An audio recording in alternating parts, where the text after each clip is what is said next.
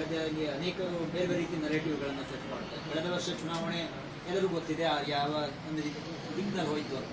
ಮಂಡ್ಯ ಚುನಾವಣೆ ಈಗ ಯಾವ ನರೇಟಿವ್, ಯಾವ ವಿಚಾರದ ಮೇಲೆ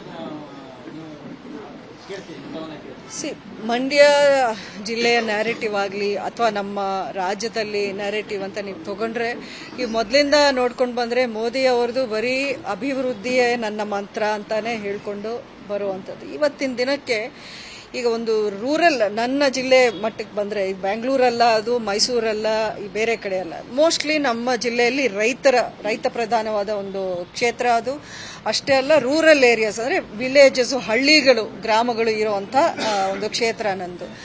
ಅಲ್ಲಿಗೆ ಯಾವ ರೀತಿಯ ಸ್ಕೀಮ್ಸ್ ಕೇಂದ್ರದಿಂದ ಬರ್ತಾ ಇದೆ ಅನ್ನೋದು ಹಲವಾರು ಜನಕ್ಕೆ ಅಷ್ಟು ಅರಿವು ಮೂಡಿಸುವಂತ ಕೆಲಸ ಆಗಿಲ್ಲ ಇವರೆಗೂ. ಈ ಎಲೆಕ್ಷನ್ ಅಲ್ಲಿ ಅದಾಗಬೇಕು. ಯಾಕಂದ್ರೆ ಕೇಂದ್ರ ಸರ್ಕಾರದಿಂದ ಒಂದು 45-50ಕ್ಕಿಂತ ಹೆಚ್ಚಿನ ಸ್ಕೀಮ್ಸ್, ಅದರ ಅನುಕೂಲ ನಮ್ಮ ಜನಾಂಗ ಪಡೀತಾ ಇದ್ದಾರೆ. ಈಗ ಆಗ್ಲೇ ಅದು ನಡೀತಾ ಇದೆ, ಅದು ಸೈಲೆಂಟ್ ಆಗಿ ನಡೀತಾ ಇದೆ. ನರೇಂದ್ರ ಮೋದಿ ಅವರ ಸರ್ಕಾರ ಏನು ಫ್ರೀ ಬೀಸ್ ಅಂತ ಏನು ಕೊಡ್ತಾ ಇಲ್ಲ, ಆದರೆ ಅದಕ್ಕಿಂತ ಹೆಚ್ಚಿನ ರೀತಿಯಲ್ಲಿ ಇವತ್ತು ನಾಳೆ ಅಲ್ಲ, ಮುಂದಿನ ಭವಿಷ್ಯಕ್ಕೂ ನಮ್ಗೆ ಯಾವ ರೀತಿ ನಮ್ಮ ಮುಂದಿನ ಜನರೇಷನ್ಗೂ ಅದು ಅನುಕೂಲ ಆಗಬೇಕು ಅನ್ನೋ ರೀತಿಯಲ್ಲಿ ಅವರ ಒಂದು ನನಗೆ ತುಂಬ ಇಷ್ಟ ಆಗಿದ್ದು ಏನು ಅಂದರೆ, ಈಸ್ ಏಮಿಂಗ್ ಫಾರ್ 2047. ಅಂದರೆ ಅಲ್ಲಿಗೆ ಭಾರತ ಇಡೀ ಪ್ರಪಂಚದಲ್ಲೇ ನಂಬರ್ 1 ದೇಶವಾಗಿರಬೇಕು ಅನ್ನೋ ಉದ್ದೇಶ ಇಟ್ಕೊಂಡು ಅವ್ರು ಮಾಡ್ತಾ ಇದ್ದಾರೆ. ಈಗ 2047 ಅಂದರೆ ಆವತ್ತಿಗೆ ನರೇಂದ್ರ ಮೋದಿ ಅವರೇನು ಪ್ರೈಮ್ ಮಿನಿಸ್ಟರ್ ಇರೋಕ್ಕೆ ಸಾಧ್ಯ ಇಲ್ಲ. ನೀವು ನಮ್ಮಲ್ಲಿ ಯಾರು ಇರ್ತೀವೋ ಯಾರು ಬಿಡ್ತೀವೋ ನಮಗೆ ಗೊತ್ತಿಲ್ಲ. ಅಂಥದ್ರಲ್ಲಿ ಅವ್ರು ಏನಕ್ಕೆ ಆ ಉದ್ದೇಶ ಇಟ್ಕೊಂಡು ಮಾಡ್ತಿದ್ದಾರೆ, ಅದರ ನಿಸ್ವಾರ್ಥ ಸೇವೆ. ಅವ್ರಿಗೆ ವಿಷನ್ ಇದೆ, ನಮ್ಮ ದೇಶ ಈ ರೀತಿ ಒಂದು 100 ಇಯರ್ಸ್ ನಮ್ಮ ಇಂಡಿಪೆಂಡೆನ್ಸ್ ಆದಮೇಲೆ ಯಾವ ರೀತಿ ನಮ್ಮ ದೇಶ ಇರಬೇಕು ಅನ್ನೋಂಥ ಒಂದು ಉದ್ದೇಶ ಇಟ್ಕೊಂಡು ಕೆಲಸ ಮಾಡ್ತಿರೋರ ಕೈಗಳನ್ನು ಬಲಪಡಿಸಬೇಕು ಅನ್ನೋ ಆಸೆ ನಂದು.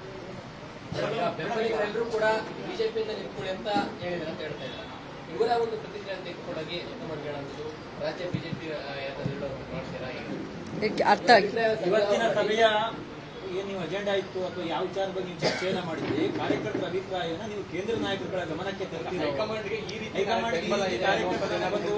ಇಲ್ಲ, ಇದು ನಮ್ಮ ಮಟ್ಟಕ್ಕೆ ನಾವು ಇದು ಅವರ ಗಮನಕ್ಕೆ ಬಂದೇ ಬರುತ್ತೆ ಅನ್ನೋದ್ರಲ್ಲಿ ಎರಡನೇ ಮಾತೇನಿಲ್ಲ. ಖಂಡಿತ ಅದು ಬಂದೇ ಬರುತ್ತೆ. ಇದರಲ್ಲಿ ಮುಚ್ಚಿಟ್ಟು ಮಾಡುವಂತ ಕೆಲಸ ಏನಿಲ್ವಲ್ಲ. ಇದು ಎಲ್ಲರ ಮುಂದೆ ನಡೆಯುವಂತ ಒಂದು ಸಭೆನೇ. ಈಗ ಮಾಧ್ಯಮಗಳ ಮೂಲಕವೂ ಅವ್ರಿಗೆ ಗೊತ್ತೇ ಆಗುತ್ತೆ, ಅದರ್ವೈಸ್ ಆಲ್ಸೋ ನನ್ನ ಮೂಲಕವೂ ಅವ್ರಿಗೆ ಒಂದು ಈ ವಿಷಯ ಇನ್ಫಾರ್ಮೇಶನ್ ಅನ್ನೋದು ಹೋಗ್ತಾನೆ ಇರುತ್ತೆ. ನಾವು ನಿರಂತರವಾಗಿ ಟಚ್ಚಲ್ಲೇ ಇರೋದ್ರಿಂದ ಇದರಲ್ಲಿ ಏನು ಮುಚ್ಚುಮರು ಏನೂ ಇಲ್ಲ. ನಾವು ಈಗ ಇಲ್ಲಿ ಸೇರಿರೋರಲ್ಲಿ ಎಲ್ಲ ಪಕ್ಷದವರು ಇದ್ದಾರೆ, ಫಾರ್ ಯುವರ್ ಇನ್ಫಾರ್ಮೇಶನ್. ಅದು ಕಾಂಗ್ರೆಸ್ ಇರ್ಬೋದು, ಬಿಜೆಪಿ ಇರ್ಬೋದು, ಬೇರೆ ಇರ್ಬೋದು, ರೈತ ಸಂಘದವರು ಇರ್ಬೋದು, ಎಲ್ಲ ನನ್ನ ಚುನಾವಣೆಯಲ್ಲಿ ಯಾವ ರೀತಿ ಎಲ್ಲ ಪಕ್ಷಾತೀತವಾಗಿ ಬಂದು ನಾನು ಕೆಲಸ ಮಾಡಿದ್ರು, ಅದೇ ರೀತಿ ಇನ್ನೂ ಈ 5 ವರ್ಷಗಳಾದ್ಮೇಲೆ ಕಳೆದ ಮೇಲೂ ಅಷ್ಟೇ ವಿಶ್ವಾಸದಿಂದ ನನ್ನ ಮೇಲೆ ನಂಬಿಕೆ ಇಟ್ಕೊಂಡು ಬಂದಿದ್ದಾರೆ.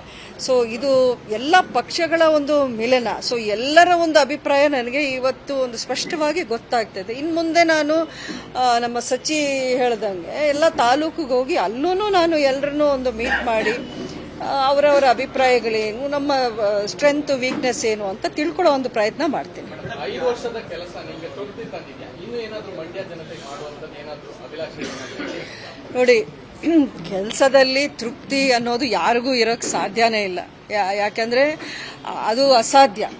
ನಾವು ಎಷ್ಟೇ ಮಾಡಿದ್ರು ಇನ್ನೂ ಮಾಡೋ ಅಂಥ ಕೆಲಸಗಳು ಸಾಕಷ್ಟು ಇರ್ತವೆ. ಅದರಲ್ಲಿ ನಮಗೆ ನಾನು MP ಆದಮೇಲೆ 4 ತಿಂಗಳಲ್ಲಿ ಕೋವಿಡ್ ಅನ್ನೋ ಪ್ಯಾಂಡಮಿಕ್ ಬಂತು. ಅದರಲ್ಲಿ 2 ವರ್ಷ ಹಾಗೇನೆ ನಮಗೆ ತುಂಬಾ ಅಡೆತಡೆಗಳಾಯಿತು. ಅಭಿವೃದ್ಧಿಯ ಕೆಲಸಗಳಿಗೆ ಫಂಡ್ಸ್ ಇರ್ತಾ ಇರಲಿಲ್ಲ, ಬೇರೆ ಬೇರೆ ಸಮಸ್ಯೆಗಳಿತ್ತು. ಇದನ್ನೆಲ್ಲ ದಾಟ್ಕೊಂಡು ನಾವು ಬಂದಿದ್ವಿ. ಇವತ್ತು as N MP, independent MP ಆಗಿದ್ರು, ವಿತೌಟ್ ಎ ಪಾರ್ಟಿ ಇದ್ರೂ ನನ್ನ ಕೆಲಸ ನೀವು ರೆಕಾರ್ಡ್ ತೆಗೆದು ನೀವು ನೋಡಿದ್ರೆ ನಿಮ್ಗೆ ರೆಕಾರ್ಡ್ ಸಿಗುತ್ತೆ. ನೀವು ಇನ್ಫಾರ್ಮೇಶನ್ RTIಗೆ ಹಾಕಿದ್ರೆ ಆಸ್ ಎನ್ MP ನನ್ನ ಪಾರ್ಲಿಮೆಂಟ್ ಅಲ್ಲಿ ರೆಕಾರ್ಡ್ ಇರ್ಬೋದು ಅಥವಾ ಕ್ಷೇತ್ರದಲ್ಲಿ ಇರ್ಬೋದು, ನಿಮ್ಗೆ ತುಂಬಾ ಸುಲಭವಾಗಿ ಸಿಗುತ್ತೆ. ನೀವು ಕಂಪೇರ್ ಮಾಡಿ, ನಾಟ್ ಜಸ್ಟ್ ಕರ್ನಾಟಕ ಅಲ್ಲ, ಇಡೀ ದೇಶದಲ್ಲಿ ನಮ್ಮ MPs ಒಂದು ರೆಕಾರ್ಡ್ ತೆಗೆದು ನೀವು ಕಂಪೇರ್ ಮಾಡಿ ನೀವೇ ಹೇಳ್ತೀರಾ.